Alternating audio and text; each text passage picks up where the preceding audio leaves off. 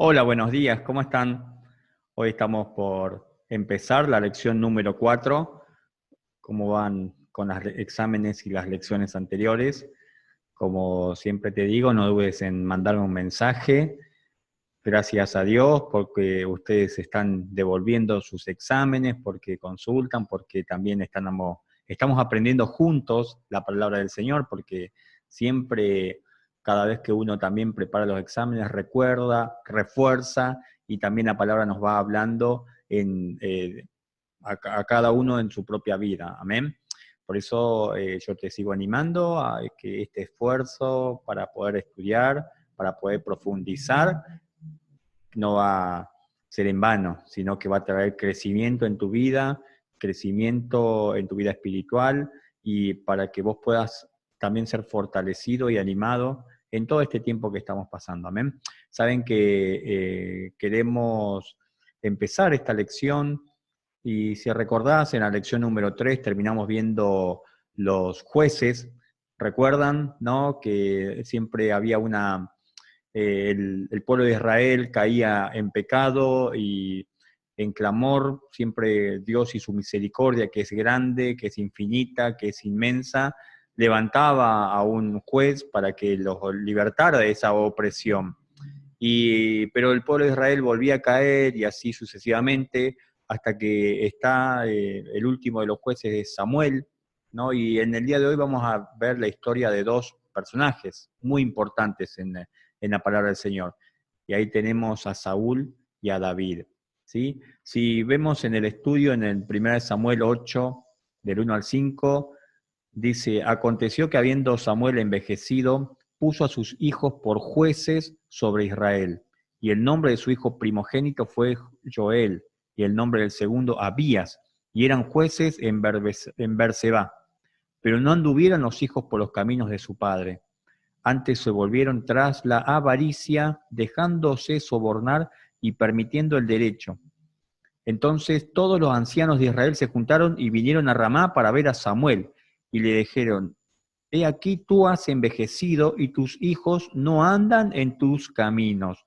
Por tanto, constitúyenos ahora un rey que nos juzgue como tienen todas las naciones. Los ancianos se juntaron, y el pueblo de Israel estaba pidiendo un rey. Le estaba pidiendo un rey, pero ¿qué es lo que dijo Samuel en ese tiempo? Dice que no le agradó a Samuel las palabras que le dijeron, porque dicen que le estaban pidiendo un rey. ¿Para qué? Para que lo juzgue. Pero del versículo 6 al 9 vamos a ver cuál fue la actitud de Samuel primeramente. Dice que Samuel oró a Jehová. Qué importante que ante cada decisión, ante cada inquietud, ante cada cosa que vayamos a hacer en nuestra vida, oremos al Señor para ver cuál es su voluntad, que es buena, agradable y perfecta.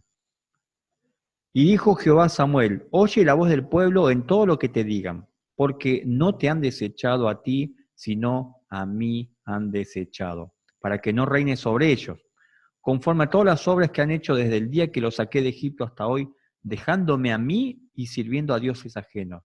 Así hacen también contigo, pues oye su voz, mas protesta solemnemente contra ellos, y muéstrale cómo les tratará el rey que reinará sobre ellos. Entonces, eh, Samuel cede ante el pueblo, ante el pedido del pueblo, pero también cede porque el Señor le había dicho: si quieren rey, dáselos, y van a ver cómo los va a tratar el rey elegido ¿sí? Elegido también porque ellos querían justamente ser gobernados por reyes. Así que bueno, así es la historia de Saúl, ¿no? Saúl, un hombre de gran estatura, de gran porte, un hombre guerrero, un hombre que era muy prominente, y él fue el primer rey para el pueblo de Israel. Y como todo rey, empieza a tener guerras y empieza a luchar, y tiene grandes victorias. Entonces acá vemos que lo que recién leíamos, el 1 de Samuel, que Saúl es nombrado rey. Saúl y las 7 guerras. Vamos a tener guerras contra los amonitas, miren, fíjense, contra los filisteos, los moabitas, el pueblo de los edomitas, los sirios, los amalecitas y los filisteos. O sea, un gran guerrero que en cada batalla siempre era victorioso. El pueblo de Israel era victorioso. Entonces, contra los amonitas, el pueblo de los amonitos eran ladrones, bandidos, crueles, constantemente contra el pueblo de Israel. Vivían cerca del pueblo de Israel, no porque vivían al este, pero siempre ellos estaban atacando al pueblo de Israel. Pero el rey de los amonitas dice que con su ejército invadió el territorio de las tribus del este, y cuando Saúl oyó esto, reunió al ejército y marchó contra los amonitas, y los dispersó completamente. Esa fue una victoria en Jabes de Galad, ¿sí? Ahora también tuvo la primera pelea contra los filisteos. Entonces, contra los filisteos tenían, dice, cuando Saúl fue hecho rey, los filisteos poseían Gaba, Betel y algunos otros lugares en las regiones montañosas de Canaán. Y entonces ellos, siempre el pueblo de Israel tuvo miedo contra los filisteos. ¿Se acuerdan ya en los Jueces cuando muchas veces habían sido oprimidos por el pueblo de los filisteos? Entonces, y Saúl los llamó para echar fuera a estos, y ahí se levanta uno de los hijos de Saúl, Jonathan, que ganó la primera victoria contra los filisteos. Jonathan va a ser un gran amigo también del rey David. Después también hay una victoria contra los moabitas, que vivían al este del Mar Muerto, que Saúl también luchó y los venció. Contra los edomitas, esta guerra dice que ocurrió al mismo tiempo que la de los moabitas, pero los edomitas vivían al sur del Mar Muerto. También tuvieron una victoria contra los sirios, contra los reyes de Soba, y que era una ciudad cerca de Damasco. Mire, saben que el reino empezó a extenderse también, el reino de Israel. Contra los amalecitas siempre fueron muy malvados contra el pueblo de Israel. Entonces es interesante que ustedes puedan leer ahí y buscar en 1 Samuel 14 al 48, del 15, del 1 al 35, que lean estos versículos, porque ahí contra el pueblo y la guerra contra los amalecitas, ahí es donde empieza el punto de inflexión, el punto donde empieza a decaer, ¿sí?, el reinado del rey Saúl. ¿Por qué? Porque hubo una desobediencia. Amén. Entonces, Dios ordenó que fueran completamente destruidos, y cuando él marchó contra los amalecitas, destruyó la ciudad principal y sus tierras, y trajo prisionero al rey y conservó lo mejor del ganado, cuando Dios había ordenado otra cosa. La desobediencia empezó a traer algo contra Saúl. Saúl, después de guiar a su ejército con los despojos amalecitas a través de las montañas de Judea, se encontró con Samuel en Gilgal, quien lo rechazó por su desobediencia. También se le informó a Saúl que había sido rehusado como el rey ungido de Israel. Después viene la segunda guerra contra los filisteos, y en esa segunda guerra los filisteos se encontraron en lucha constante contra Israel, pero en esta segunda guerra se hace prominente por la primera aparición de David, el futuro rey a quien Samuel había ungido en Belén. Así que yo ahora te voy a invitar a que podamos estar mirando un pequeño video que tiene que ver con un resumen en modo gráfico para que podamos entender de lo que sería Primera de Samuel. Los libros de Primera y Segunda de Samuel. En nuestras Biblias modernas, estos son dos libros separados, pero esa división es simplemente por la longitud del rollo. Originalmente fue escrito como una sola historia coherente. En este video hablaremos solo sobre Primera de Samuel. Después de que Israel fue rescatado de la esclavitud en Egipto, ellos hicieron un pacto con Dios en el monte Sinaí y eventualmente llegaron a la tierra prometida. Y ahí se suponía que Israel fuera fiel a Dios y obedeciera los mandamientos del pacto. Antes del libro de Samuel, el libro de Jueces mostró cómo Israel falló completamente en cumplir esa tarea. Fue un tiempo de caos moral y mostró la necesidad que tenía Israel de líderes sabios y fieles. El libro de Samuel provee una respuesta a esa necesidad. La historia del libro de Samuel se enfoca en tres personajes principales. El profeta, Samuel, de donde el libro toma su nombre. Luego tenemos al rey Saúl y después de él, al rey David. Los tres hicieron que Israel pasara de ser un grupo de tribus gobernado por jueces a un reino unificado gobernado por el rey David en Jerusalén. Y el libro de Samuel tiene un diseño fascinante que entreteje la historia de estos tres personajes en 4 partes principales. Samuel es el líder clave y el profeta en la primera sección del libro, pero también juega un rol importante en la siguiente sección, que es la historia de Saúl, la cual se nos cuenta en 2 movimientos. la llegada de Saúl al poder y luego sus fracasos. Y la segunda parte trata sobre su caída y su trágica muerte. Y luego del drama de la partida de Saúl, se encuentra con la emocionante llegada al poder de David. Y luego, la historia de David se nos cuenta en dos movimientos. Primero, él está sobre una ola de éxito, lo cual es seguido por su trágico fracaso personal en la lenta autodestrucción de su familia y luego de su reino. El libro concluye con un epílogo que reflexiona en toda la historia. Profundicemos y veamos cómo se desarrolla. La primera parte continúa describiendo el caos del libro de Jueces. Y se nos presenta una conmovedora historia acerca de una mujer llamada Ana. Y ella se lamenta porque nunca ha sido capaz de tener hijos. Y por gracia de Dios, ella finalmente tiene un hijo llamado Samuel. Y en su gozo, canta un asombroso poema en el capítulo 2. Y el poema trata de cómo Dios se opone al orgulloso y exalta al humilde. De cómo, a pesar de las tragedias y de la maldad humana, Dios está cumpliendo sus propósitos en la historia. Y también trata de cómo Dios un día levantará un rey ungido para su pueblo. El poema de Ana ha sido colocado aquí en el inicio del libro para introducir estos temas claves que veremos a través de toda la historia, como el siguiente. Samuel crece y se convierte en un gran profeta y líder para el pueblo de Israel, al tiempo que los filisteos se levantan como los archienemigos de Israel. Y en esta batalla crucial, los israelitas se vuelven arrogantes, y en lugar de orar y pedir la ayuda de Dios, sacan el arca del pacto como una especie de trofeo que automáticamente les dará la victoria en la batalla. Y así, debido a su presunción arrogante, Dios permite que Israel pierda la batalla y el arca es robada. Así que los filisteos toman el arca y la colocan en el templo de su dios, Dagón. Y luego el Dios de Israel derrota a los filisteos y al dios Dagón sin un ejército, enviando plagas sobre el pueblo. Y los filisteos ya no quieren el arca, obviamente, y la envían de vuelta a Israel. Y el punto de la historia parece ser este.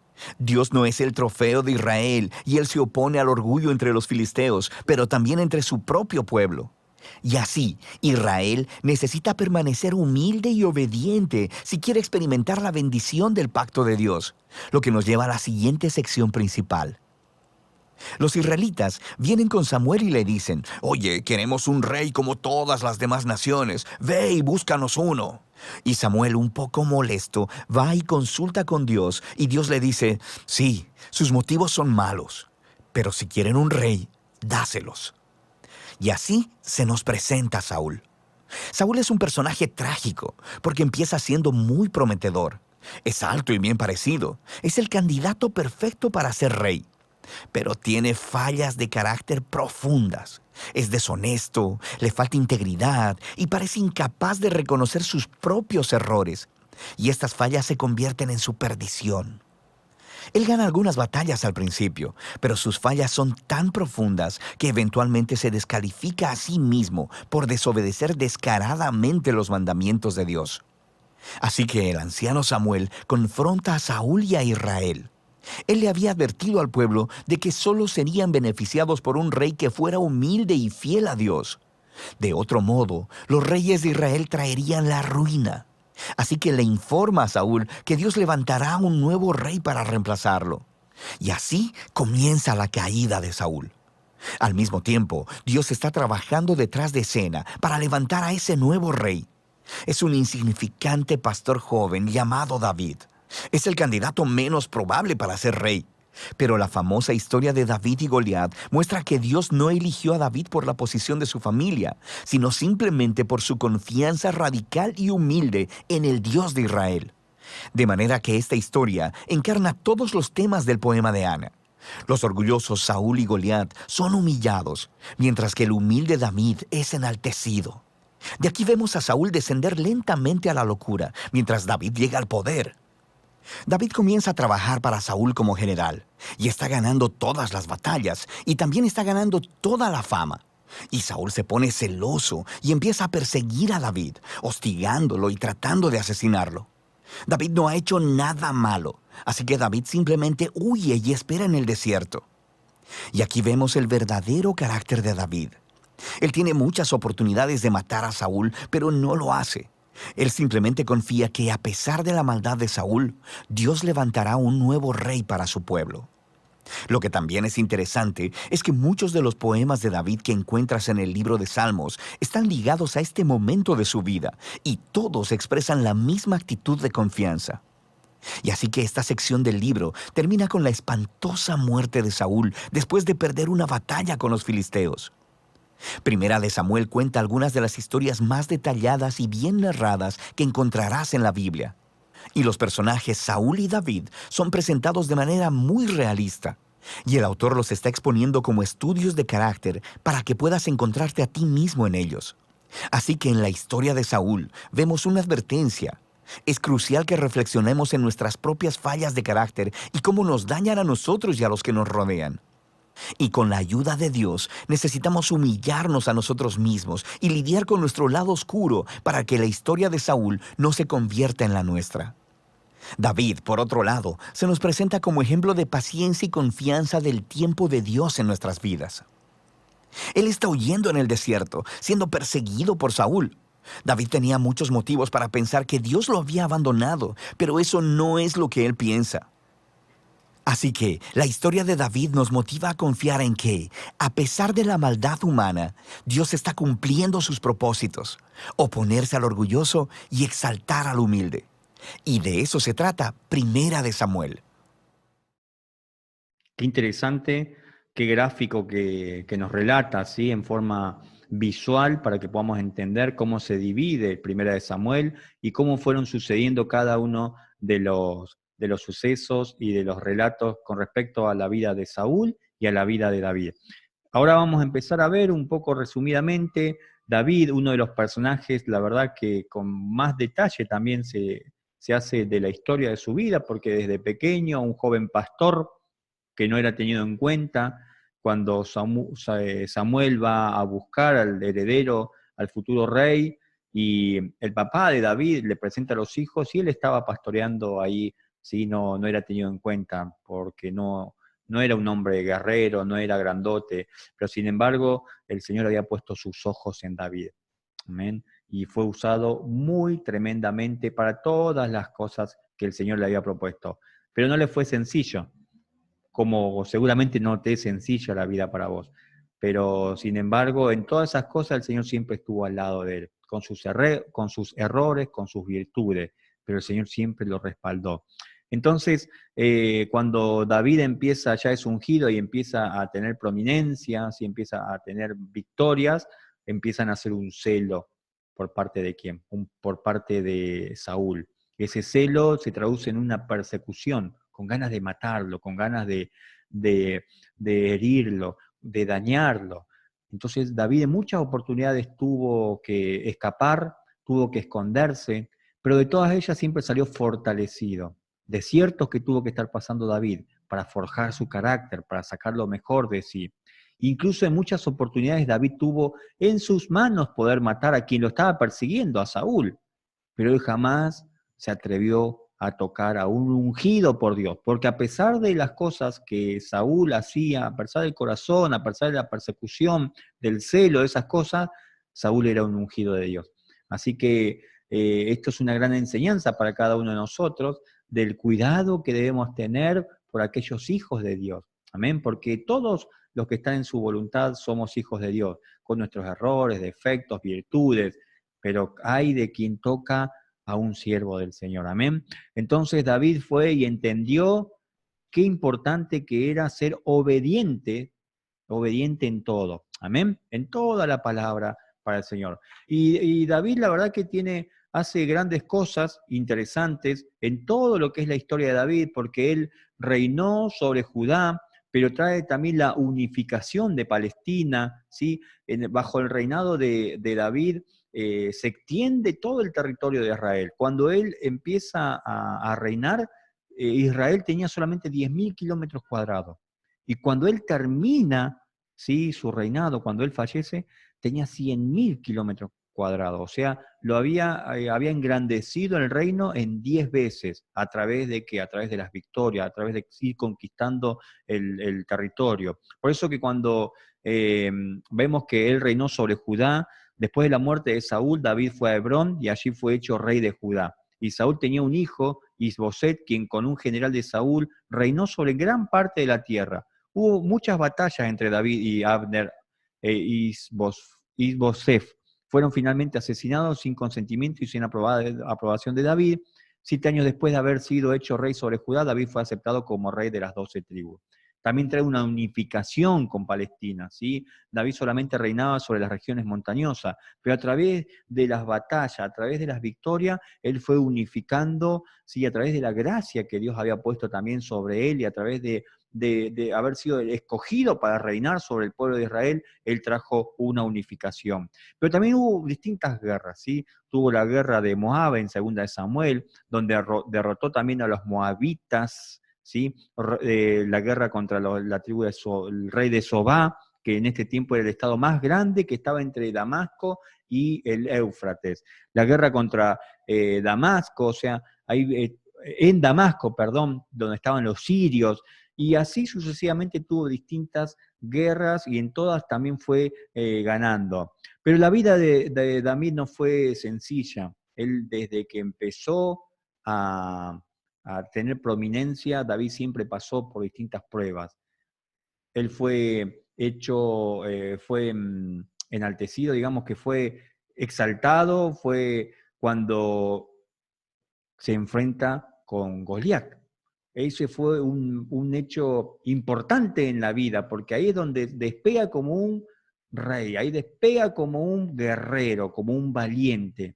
¿Sí? Ahí es puesto como jefe de cada una de las batallas. ¿Para qué? Para que él empiece a tener y empiece a marcar una vida a partir de ese hecho tan importante. Pero no le fue sencillo, como le decía, porque ya comentábamos que Saúl lo estaba persiguiendo. Comentamos que a través de todo su reinado, él tuvo rebeliones. Sus propios hijos se rebelaron contra él. Uno gran importante fue la rebelión de Absalón, ¿sí?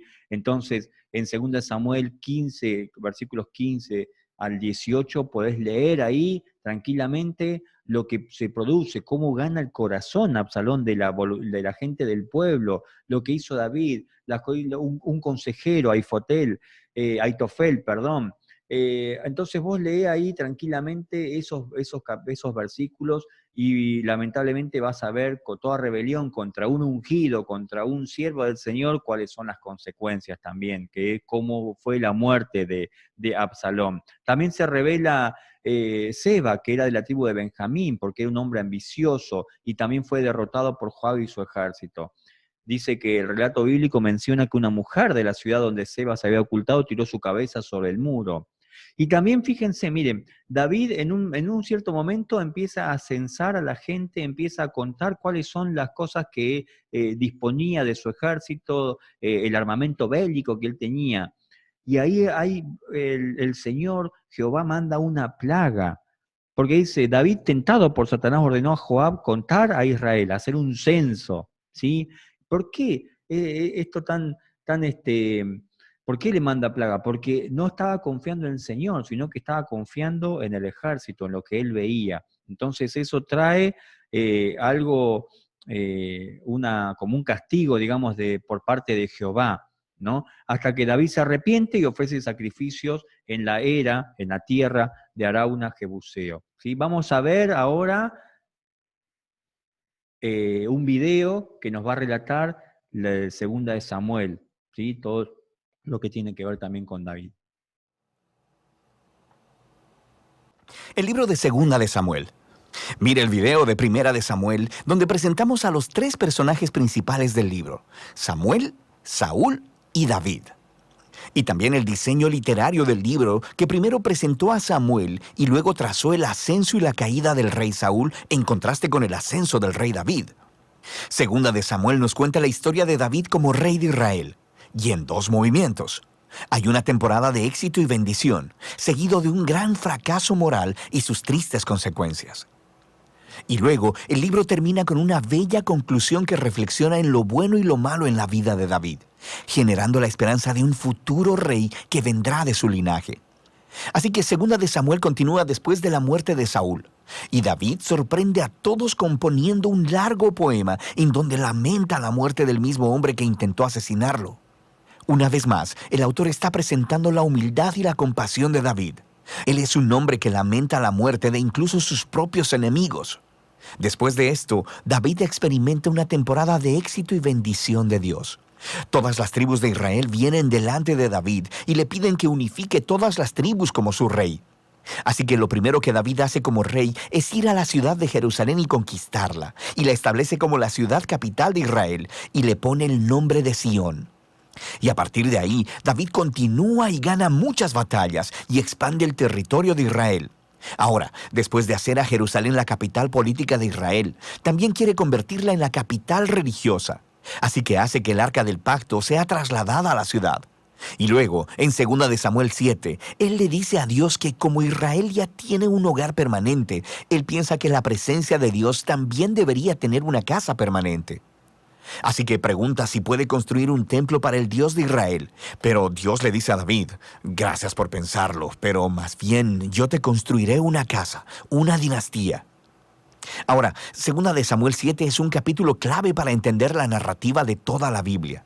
Porque aquí Dios le hace una promesa a David que de su descendencia como rey vendrá un rey que construirá el templo de Dios aquí en la tierra y establecerá un reino eterno. Y esta es la promesa mesiánica a David que se retoma y desarrolla en el libro de Salmos y también en los libros de los profetas. Y este rey se conecta con la promesa de Dios a Abraham. El futuro reino mesiánico será la manera en que Dios traerá su bendición a todas las naciones. Y es aquí, en medio de toda esta bendición divina, que las cosas salen horriblemente mal. David comete un error fatal, no fatal para él, sino para un hombre llamado Urías, uno de los mejores soldados de David. Desde su terraza, David mira a Betsabé, la mujer de Urías, tomando un baño. David la busca, se acuesta con ella y la embaraza. Y luego trata de encubrir todo, asesinando a Urías y casándose con ella. Es simplemente horrible. Así que cuando David es confrontado por el profeta Natán acerca de todo esto, él inmediatamente reconoce todo lo que ha hecho. Es quebrantado, se arrepiente y pide perdón a Dios, y Dios lo perdona. Pero Dios no quita las consecuencias de las decisiones de David. Y así como resultado de su horrible elección, la familia de David, su reino, se desmorona. Y eso hace de esta sección una historia trágica como la de la caída de Saúl. Los hijos de David terminan repitiendo los errores de su padre, pero de maneras aún más trágicas. Amnón abusa sexualmente de su hermana Tamar, y luego el hermano de ambos, Absalón, se entera de todo esto y manda a matar a Amnón. Y luego Absalón va y trama un plan secreto para derrocar a su padre David, y empieza una rebelión a gran escala. Así que, por segunda vez, David es obligado a huir de su propio hogar y a esconderse en el desierto, excepto que en esta ocasión él no es inocente. La rebelión termina cuando el hijo de David es asesinado, y eso rompe el corazón de David, y una vez más, él se lamenta acerca del hombre que intentó asesinarlo. En los últimos días de David, lo encontramos de vuelta en el trono, pero como un hombre quebrantado. Está herido por las tristes consecuencias de su pecado. El libro concluye con un bello epílogo, con historias que están en orden cronológico, pero tienen un diseño literario simétrico realmente genial. El par externo de historias vienen del reino temprano de David y comparan los fracasos de Saúl y los de David, y cómo ambos lastimaron a otras personas por sus malas decisiones. El par interno de historias son sobre David y su grupo de hombres valientes que fueron a luchar contra los filisteos. Y lo interesante es que ambas secciones tienen una historia de la debilidad de David en batalla. Así que, en contraste con las historias victoriosas de David de los capítulos 1 al 9, aquí vemos a un David vulnerable que depende de la ayuda de otros. El centro del epílogo tiene 2 poemas que funcionan como memorias, y David reflexiona en su vida. Y él recuerda los tiempos donde Dios en su gracia lo rescató del peligro. Y él mira estos como momentos en los que Dios fue fiel a su promesa de pacto hacia él y su familia. Ambos poemas concluyen al recordar la esperanza de la promesa de Dios de un rey venidero que establecerá ese reino eterno. Ahora, estos poemas y la promesa de Dios están conectados al poema de Ana al principio del libro. Y así, estos pasajes claves del principio, los del centro y los del final del libro, unifican todos los temas del libro. A pesar de la maldad de Saúl y David, Dios siguió obrando sus propósitos redentores, y Dios se opuso a la arrogancia de David y de Saúl, pero exaltó a David cuando éste se humilló. Así que la esperanza futura de este libro va mucho más allá que David mismo. Mira hacia el futuro, al rey mesiánico, que un día traerá el reino y la bendición de Dios a todas las naciones. Y de eso se trata el libro de Samuel. Por último, te quiero mencionar algunas cosas importantes que sucedieron en la vida y el reinado de David. Podemos mencionar como hechos que David tenía un gran amigo que se llamaba Jonathan, que fue el hijo de Saúl. Y miren qué importante, ¿no? Qué importante cuando David estaba en peligro, este hijo le alertaba de los peligros, con el peligro inminente, ¿sí? Un gran amigo de fierro, podemos decir. Otro hecho importante es cuando David trae el arca de Dios a Jerusalén.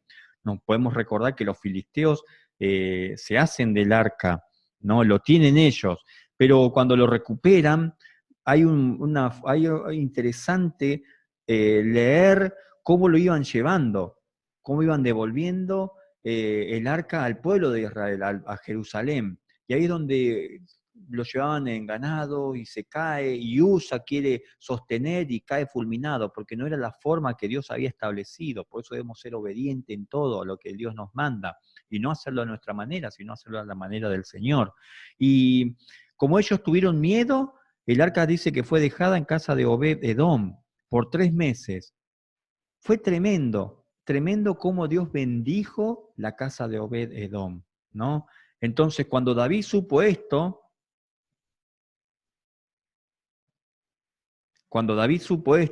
fue y trajo el arca a Jerusalén con gran regocijo, con trompetas y danzas. Cuando Mical, hija de Saúl, vio cómo estaba danzando, ¿sí? Entonces lo despreció en su corazón, por lo cual Jehová la hirió con esterilidad hasta el día de su muerte, ¿sí? Otro hecho importante es el adulterio de David, cuando vio a Betsabé, cuando dice que estaba David en el palacio y con sus ojos vio, ¿no? Como el pecado entra por los sentidos, por los ojos. Dice que vio que se estaba bañando. Betsabé era la esposa de Urías. Y hasta que, bueno, cometieron el pecado de adulterio, y por querer salvaguardar y tapar esa situación, envía al esposo a las guerras, al frente de la batalla, para que lo puedan matar. Y así fue como sucedió, hasta que es confrontado por un profeta, el profeta Natán, ¿sí? Y el profeta dice que trató, cuando lo confronta por el pecado, ¿no? que tenía oculto. Entonces el profeta dice que trata el asunto con mucha diplomacia. Y esto lo vamos a encontrar en 2 Samuel 12.